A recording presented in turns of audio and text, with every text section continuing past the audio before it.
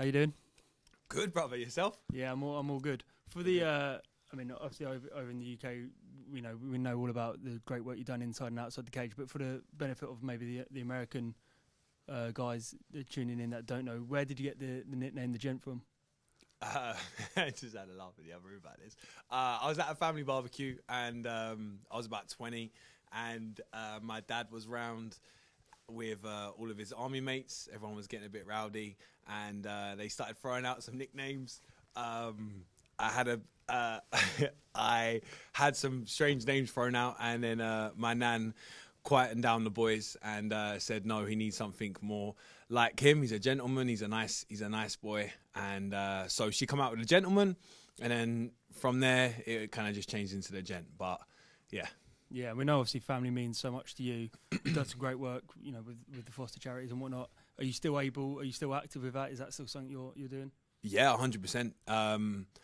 I do a bunch of work with schools now in Stevenage, and I work with children in care and children who are on sort of their last chance. And my role is to go in there as like a mentor figure, teach them martial arts. And then we have time before and after the session where they can come to me, confide in me, talk to me about any issues that they're having at home or at school or anything like that. Just an outside party where maybe I can give some advice and just be a listening ear. And then actually after this fight, get the win, get double my purse, and then the plan is to get my first property, and that will be the first children's home that I'll be opening. So yeah, no, we are rolling, man. It's yeah, we're thicking it right now. Mum and dad are still fostering. I'm not living at home anymore, but I see the foster kids all the time, and I do my bits and bobs outside of that. But yeah, everything with the foster care and that is still number one for me. Yeah, amazing. But how quick, how easy do you switch up? Because as you said, you're a nice guy, you do great work, but then you get in the gym, I guess you spar, then suddenly that goes out the window when you fight, same thing. How quickly or how easily can you switch up into that savage fighter mode? Yeah, it's not. I've had this question since I started, and I guess I do come across maybe too nice to fight, quote unquote. But I absolutely love the fact that I go in there with another man, and it is kill or be killed. Most times, I think I've gone to decision twice in my career. Most times I get the finish. And it's a switch off, and in my head I either try and kill someone or they try and kill me, and I'm at peace with that, and I get to live a kind of warrior spirit for up to 15 to 25 minutes. So yeah, no, I love it, man. It's a weird ability to switch back and forth, and I love the fact that I am a nice human being and I try and be a good human outside of the cage. But yeah, I really like the way I am. But how much does that actually help the fact that you are quite level-headed? Because, we come in here and listen to guys on Fight Week talk about how they're ready to kill and ready to go to war, and they're really angry, and they get in the cage and maybe let the emotions get the better of them. How much of a benefit is it that you are quite level-headed? When you're in the cage, does that kind of rub off that you can actually see things a bit easier? Yeah, I always feel calm. I always feel super connected to, to my God, to my higher power whenever I'm in there. And I feel like there's no need for me to be super emotional. I've done the hard work. I genuinely enjoy fighting, especially in the cage on fight night. Sparring during camp, all that jazz, gets a bit fatiguing and it gets a bit, tiring, or you got stuff going on at home and blah, blah, blah. But come fight night, you get to really switch into that killer. I absolutely love that. So, yeah, I enjoy being calm and level-headed, but I also am able to switch into whatever I need to be. Yeah. Final one for me. You spoke just a second ago about sort of what you could do with your next purse. Yeah, no worries. What you could do with your next purse. I mean, everyone talks about the PFL season. There's $1 million on the line. You can do a lot of $1 million, especially with the charity as well. Have you thought about maybe entering the tournament and then what that could come from that much money? Yeah, I think this year the tournament was an option that the higher ups at Bellator and PFL put forward to me. They bounced between PFL or make a run for the title. They chose make a run for the title. They gave me someone in Grant Neal who was quite high ranked. I'm now I think number 4. I want the hardest tests for myself, and I want to make the most money possible as soon as possible. I would love to try and smash Corey Anderson next. That was my goal. Smash this guy, get him out of the way. And if I can take Corey either March, I'm assuming, the way they're running the fights right now, 2 fights a year, so I'm assuming it'd be March. But if Bellator want me to fight Carmore first and smash him first, I will do so. But next year, I want to touch gold. So whether that's the first fight of the year or the second, or if they want to give me the PFL tournament, they'll give me that. But I personally believe Simeon Powell deserves a shot to be in the PFL tournament. And I've already made it very clear I will not fight my brother. So he go and takes $1 million out of that. I'll go get my belt, and then we can figure it out from there. But yeah, that's my plan. Yeah, just speaking about that a little bit, what did you make of Carl and Corey's fight? It was a little bit, it wasn't exactly the most fan friendly.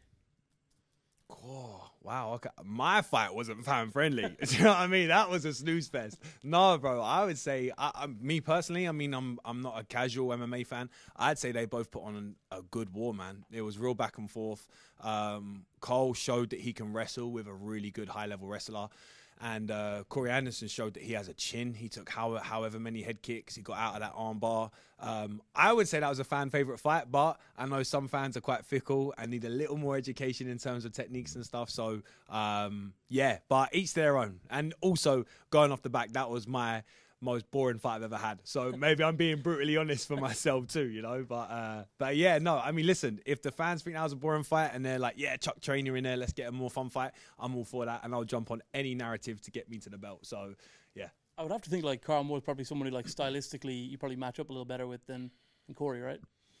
Yeah, I'll be honest, I've fought Sullivan Corley, Division 1 wrestler, and Grant Neal, Division 1 wrestler.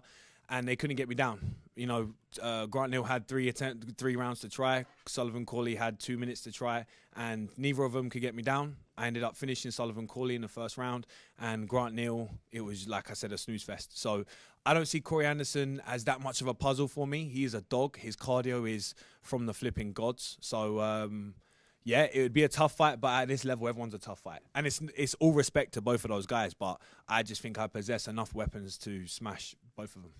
What changed after the Byong fight? Because obviously you could see the urgency when you went in there against Lucas, and then obviously against Sullivan as well. And I mean, you mentioned the last one took a little bit longer than the other two, but yeah. Was there did you notice when you went back to the gym? There's like certain things I really have to particularly work on after that. I had some issues in that camp. I just had some issues in that camp, and it was a fight that I probably shouldn't have gone into. I went against the advice of my team, and I went into the cage. All respect to Simon Byong. He won fair and square, so I wouldn't say anything changed. I had a chip on my shoulder. I was walking through Tesco weeks after trying to get grapes, and I was like, oh no, this old lady saw my fight, and I was like wearing a hat covering my face. So I had to get rid of them demons and remember that this is just a sport, and this is just to make money, and this is not me. But yeah, no, nothing changed. I was a savage back then. I think I'm more of a savage now, but I think that comes with age and understanding your own mind and stuff a little more, you know. The last one, obviously, about this fight coming up then, Laurynas. I mean, he's a little. I mean, Grant Neal was probably the bigger name, right? But he's got more experience. He's been around a bit, but he's also there's a little bit of mystery around. Like he hasn't been on like the big shows like this.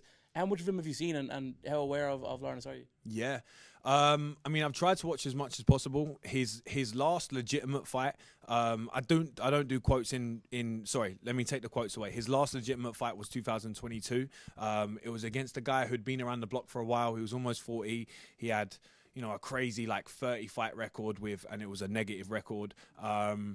And then since then he fought once after, and it was a guy who was 0-0 and he KO'd him in the first round. So from what I've seen fight-wise, I think I possess the tools to absolutely smash this guy. I think he's going to be a dog. From what I've heard of friends of his, they've said he's really strong grappling and blah, blah, blah. But I think his best chance is to get me down and finish me ground and pound. And I think my jiu-jitsu is going to be more than he thinks is going to be. And I think my striking is going to be too much for him too. So I believe I'm going to smoke him, but I'm also 100% ready for a dogfight. It's his first fight on the big stage. I think he's pulled out all the stops. I've stalked his Instagram every day. I know the training partners he's bringing in. He's bringing in big, tall guys and da-da-da. But I'm ready. So we'll see. If it's a dogfight, I'm going on my shield or with it, and that's it. Hi there, Luke. You mentioned obviously working on your BJJ as well. I know you've been working with GB Top Team. How's it been working with kind of Ashley, and how do you think you developed that part of your game? Yeah, great. No, Ashley Grimshaw and Brad Pickett, they're amazing coaches. Yeah, between them, I don't know how many fights they have, but they're experts in the UK MMA scene, and I'm super confident under their tutelage. I've also been going down to Submission Grappling Club and working with Oren O'Flanagan and Silviu. I've grappled with this guy called Sandro, who's like a Georgian bear. He is an absolute beast. I've put myself in the worst case scenarios with guys much higher level than I think this guy is. It's chaos in the end of the day in the cage, so you never know what's going to happen. But I think I've tested myself in camp enough to know that I'm ready for whatever this guy has. So yeah, again, all due respect, but that's my opinion. No, it makes sense. I mean, you've definitely become like a fan favourite with your striking style. I mean, obviously, I don't want to tell you, you're not going to tell me your game plan, but are you going to be looking to keep that striking style or work more on your jiu-jitsu in this fight? I think he's going to rush for the shot before me. So I've worked a bunch with Paul Day and Dave Fenson for my boxing and Muay Thai. And I think I've really sharpened up my weapons. And I think on the feet, I'm going to have a significant advantage. I think he's going to be quite desperate for the shot once he starts to feel my length and my volume and stuff. And then once he shoots, I'm happy on the ground. So I think that's the problem he may run into. You watch, I say this, and then all of a sudden he gets me down in a minute and TKOs me in 30 seconds. So, but in my opinion, that's what he's gonna find out. And you know, like I said, it's absolute chaos in there, so you just don't know. Yeah. And just finally, mate, I know you've mentioned your post-fight meal. I know you're coming up to your weight cut, so probably not the best conversation. But what have you got eyes on? What you're going to be eating after you finish? Post-fight, I'm in Wembley with Box Park right by me. There's donuts. I think Sim's auntie's invited me to her house for some flipping whatever Jamaican feast. So yeah, I don't know, man. There's a bunch of options, and I am very excited to eat sugar again, and yeah, something fried or yeah, whatever, man. Honestly, whatever other than flipping weighing out my 0% fat yogurt and stuff, I'd be happy. So yeah, sounds like a plan. Well, good luck on Saturday, mate. Thank you, sir. Hi, Luke. So obviously it's been 2 years since we saw you last fight in London at, I think it was 281. Obviously fight didn't go your way that night, but since then you've gone 3-0, 2 first-round subs. How's it going to feel for you to get a big finish back in front of the London crowd and improve that to 4-0? Yeah, it's going to be great. I absolutely love fighting in London. This is literally 40 minutes away from my house, so it's beautiful. I have so many people come in, which is amazing. You know, my fan base, quote unquote, has kind of grown since then, and I've had so many more people reach out about getting tickets and da-da-da. Yeah, I really want to finish wherever it is, whether I'm here or flipping on an ice cube in Alaska somewhere. Like, I just want to finish. I want to get back to my finishing ways. I know that I need to push the pace and I need to worry about myself rather than him. So once I do that, I get a savage finish, and then I get to celebrate with my people in England. Yeah, no, I'm excited. And obviously, after that defeat in 2022, you've been very open about sort of like your emotions and how you were feeling after that and how you've worked through it. How has working through those emotions improved your mentality going forward and coming into this fight? Yeah, good. Do you know what it's done for me? And this may not be the best attitude, but once you've been like beaten up for 15 minutes, like I took a beating, man, for 15 minutes. You know, I had one submission attempt, and then other than that, Simon was like, "Oh, sick, you're gonna let me hit you in the face," and that was it for 15. So getting through that and knowing what I went through in the camp, being able to get through that, I know I am 100% a dog. Even if I'm on the losing end of it, I know I'm a dog. So it's like, anyone who wants to come test me, come test me. You only have to watch that fight to realize you don't put me away, I don't turn my back, I never quit. You're going to have to flipping chop my head off to get me out of there. So yeah, no, I really, really appreciate that experience. And looking back now, I know I made some mistakes, but I'm super grateful that I got to have that sort of fight. And obviously, we mentioned earlier that you're big advocate for foster care. You've been working with the fostering network, and it's good to hear that that's your next plan with your win bonuses to start your first things. What is the end game, sort of that? Like, as your success continues, when you get to the absolute peak, what is the dream like for you in that regard? Yeah. So once I've made enough money to do what I want to do in foster care, I will leave this sport. I'm not sticking around for, to become a journeyman and all that sort of jazz. My end goal, once I walk away from this sport, I will have a chain of children's homes. And it will be children's homes purely for 13 to 18-year-olds, between them age ranges, the kids that get thrown to the wayside, the kids that aren't the popular kids, to get into a foster home and have a second chance, those will be the children that I'll be focused on. And I'll bring martial arts, I'll bring a different outlook and a different set of skills that a lot of children's homes brings. No disrespect to them, but I don't think there's enough done for those kids right now. And from speaking to them, I think I have what it takes, and I have the people around me to help me. So I'll have a gang of children's homes all around Stevenage, hopefully around the UK.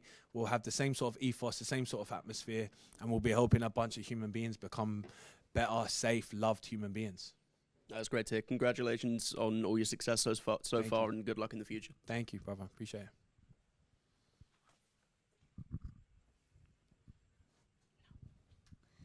All right, going over to the Zoom. We only have time for one question, so let's give it over to Mike Pendleton.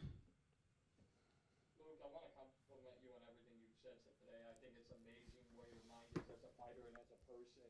And as you continue your climb up the ranks and towards a future title fight, could you just openly discuss how you kind of compartmentalize all of that, right? Because some fighters get locked in on their pursuit of gold and being the very best in their division, and then others, like yourself, also pay so much attention to what they're doing outside of the sport. How do you find time to balance both? Can you kind of speak on that? Yeah, I still haven't worked out if it's a good thing or not. There's some guys that do this sport and it's the only thing they ever want to do. They would give up their entire family, their loved ones, everything, and just fight and try and get a belt. For me, there's a lot more important things, and I think God wants me to do the stuff with the foster care, and that is why I'm here.